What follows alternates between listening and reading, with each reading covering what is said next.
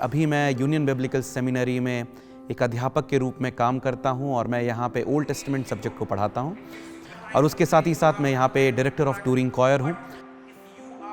कि जैसे ही मैं बड़ा हो रहा था उसी दौरान मैंने इस चीज़ को जाना कि परमेश्वर की बुलाहट मेरे जीवन में पहले से ही थी। और जब मैं अपनी 10वीं कक्षा में था वहाँ पे मेरे जीवन में एक मोड़ आया और मैंने इस बात को रियलाइज़ किया कि मेरे जीवन में जो कुछ भी हो रहा है अचानक से सब कुछ गिरने लगा। परिस्थितियाँ बिल्कुल बिखर चुकी थी क्योंकि मुझे एक बीमारी हुई जो कि जॉन्डिस था और वो इतना सीवियर था कि डॉक्टर्स ने बोला शायद मेरा बचना अब मुमकिन नहीं होगा। और उसके बाद डॉक्टर्स ने, मेरे पेरेंट्स ने आशा को खो दिया था। उसके तत्पश्चात प्रिय अजीजों, जब मैं प्रभु से प्रार्थना कर रहा था, प्रभु ने मुझे एक नया जीवन दिया और उसमें मेरा 1 साल बर्बाद हो गया पढ़ाई का, लेकिन फिर भी मैं खुश था कि परमेश्वर ने मुझे एक नया जीवन दिया।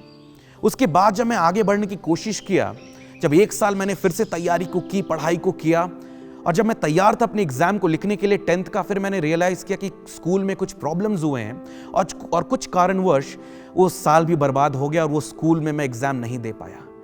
प्रिय अजीजों, मैं पूरी तरीके से टूट चुका था और मैं सिर्फ पूछता था एक प्रश्न परमेश्वर से, परमेश्वर मेरे साथ ऐसा क्यों?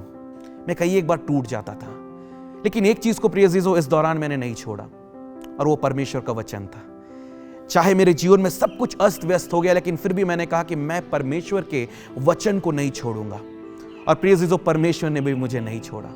उसके बाद मैं अपने आप को फिर से सही ट्रैक पे, सही दिशा पे लाने को शुरू किया और परमेश्वर के वचन को पढ़ता गया। पढ़ाई पे भी मन लगाया। मैंने अपने 10th को पास किया, 11th 12th को डिस्टिंक्शन से पास किया और उसके बाद मैंने बोला कि मैं अपने जीवन को परमेश्वर के लिए दे दूंगा। मैंने परमेश्वर के अध्ययन के लिए आगे बढ़ा और इलाहाबाद बाइबल सेमिनरी में मैंने अपने पढ़ाई को किया। वहाँ पे मैंने बीडी को पढ़ा, बैचलर्स ऑफ डिविनिटी, और उसको पढ़ने के बाद मैंने अपने मास्टर्स को यूनियन बिब्लिकल सेमिनरी पुणे से कंप्लीट किया। और उसके बाद परमेश्वर ने मुझे यहाँ पुणे में एक फैकल्टी के रूप में मुझे यहाँ पे ला करके पहुँचाया। और जब मैं आज अपने जीवन को देखता हूँ तो मैं एक बात जानता हूँ कि शायद हम और आप अपने जीवन से हार मान लेंगे, लेकिन जब परमेश्वर आपके साथ खड़ा है वो आपके ऊपर कभी हार नहीं मानता। लेकिन एक वचन मुझे हमेशा याद आती है जो कि कहता है भजन संहिता उसका 46 उसका 10 में कि चुपचाप रहो और जान लो कि मैं परमेश्वर हूँ। प्रिय अजीजों, ये बात हमें ये याद दिलाती है कि जब आपके जीवन में, आपके इर्द गिर्द में बहुत सारी चीज़ें होती हैं, उस समय आपको शांत रहने की आवश्यकता है। और जब हम शांत रहते हैं इसका मतलब ये है कि हमें और आपको परमेश्वर पे भरोसा रखने की आवश्यकता है।